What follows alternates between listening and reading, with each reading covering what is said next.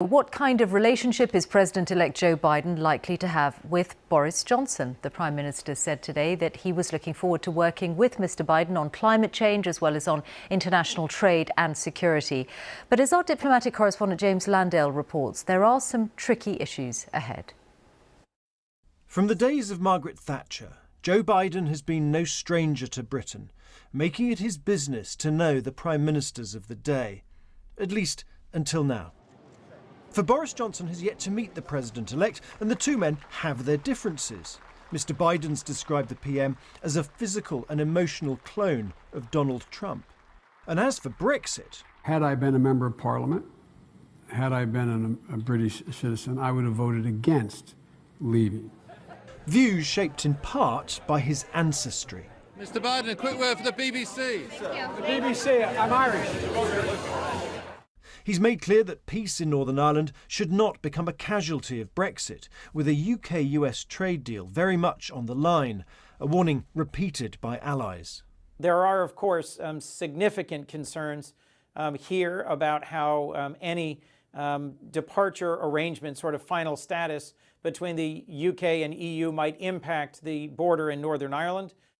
From Downing Street, the Prime Minister insisted the US was Britain's closest, most important ally, and there was a good chance of a trade deal. There is far more that unites the government of this country and government in Washington any time, at any stage, than divides us. We have common values, we have common interests, we have a common global perspective. There are issues where Mr. Biden agrees with Mr. Johnson, being tough on Russia, reviving the deal curbing Iran's nuclear program, and agreeing new carbon reduction targets at a big climate summit in Britain next year. Above all, a president who supports multilateral organisations such as NATO, unlike his predecessor. But the hard truth is that Britain outside the EU is less useful to Washington. And so when Joe Biden wants to influence Europe, he will go to Paris and Berlin, not London.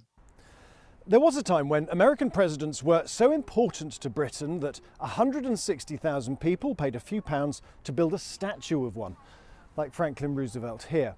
But those days are gone. Joe Biden's priorities will begin at home, fixing COVID and the economy. Allies, trade deals may have to take second place. So for now, a relationship not as special as once, but more predictable than of late, with perhaps fewer tweets. James Landale, BBC News.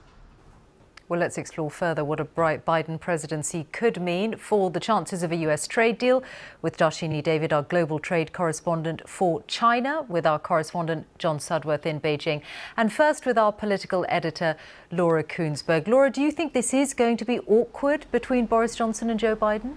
Well, Michelle, they're certainly not political pals, and the gap between their political styles is about as wide as the Atlantic Ocean that separates our two countries.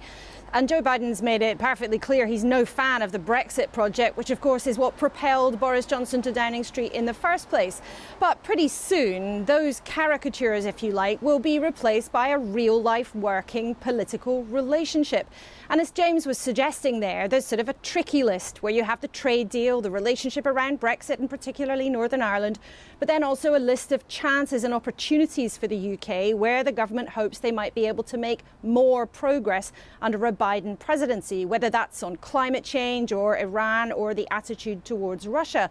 So while Boris Johnson might have lost something of a political fellow traveller in Donald Trump, who shared something of a global political moment, I think there is actually quite a widespread welcome around these parts for a political partner who will be seen to be much more predictable, more dependable, and a promoter of those really important global institutions like the UN or NATO, where Britain is able to express its power.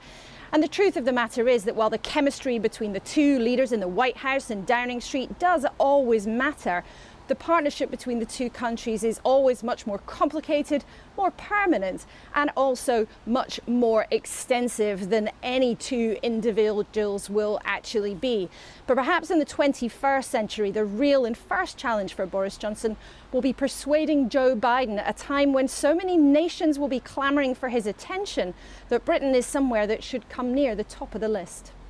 Laura Koonsberg, thank you very much. And let's explore the trade aspect of all of this now with Darshini David. Are the chances of a US trade deal higher or lower under President Trump than they were under President Biden? Under President Biden. Well, it's a £220 billion question. That's how much trade, goods and services, crosses between the two countries, everything from machines to advertising. In fact, the US is the UK's biggest destination for exports. They're our biggest foreign investor. They actually support more than 1 million jobs here. So talks have been ongoing right up to the election. I understand they're in a pretty advanced stage, but behind the scenes, the UK trade team has also been tapping up the Biden team as well. And I understand their objectives are actually quite similar to Trump. So that means that perhaps we are going to see demand still for more access for US farmers, but with the UK government doubling down on that pledge not to lower food standards and giving our farmers more powers of scrutiny, chlorinated chicken may be off the menu anyway.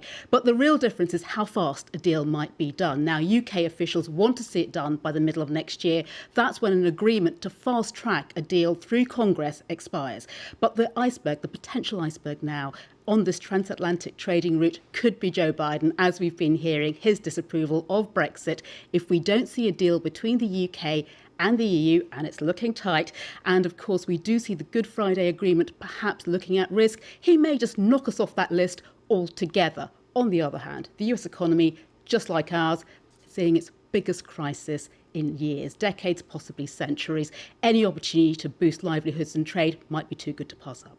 Darshini, thank you very much. And with that, let's turn to John Sudworth in Beijing. One of the most striking aspects of Donald Trump's foreign policy was the trade war with China and the pressure that he put under Beijing. What happens to that under President Biden? Well, so far, Michelle, there's been no official comment or congratulations from Beijing for Joe Biden and an administration that you might think would be delighted to see the back of Donald Trump. Over the past 4 years, he has hit them with a trade war, punitive economic and political sanctions, and has consistently blamed them for what he calls the China virus. But in this deafening silence, there are some who see signs that China may be slightly disappointed that Mr. Trump has lost. Not because they hold out any lasting sympathy for him, of course, but because in 4 more years, they saw the tantalizing prospect of a greater prize. Divisive at home, isolationist abroad, Mr. Trump seemed the very embodiment of the long anticipated and long hoped for decline in US power. For now, though, Chinese state media is doing what it's always been doing, focusing not on the policies, but on the chaos and confusion. Posting pictures, for example, of gun-toting Trump supporters outside polling stations, and the mouthpiece of this authoritarian superpower, the People's Daily, even trolling him on their own social media platforms with tens of millions of followers. To one of his recent tweets where he said that he had won by a lot, the People's Daily responded with just 2 words. Ha ha, it said. John Sudworth in Beijing, thank you.